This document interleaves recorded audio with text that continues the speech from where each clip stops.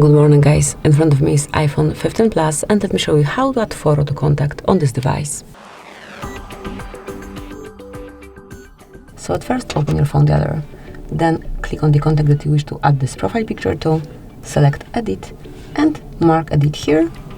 Now tap on customize, select contact photo, click on choose a different photo. And now just select it from your photos. You can create some emoji, monogram, emoji, or you can grab a photo right now by tapping on camera. I would like to pick something from my own photos. For example, this one. Tap on choose. You can here add some filter if you want to. Select next and tap on update. Click on done then.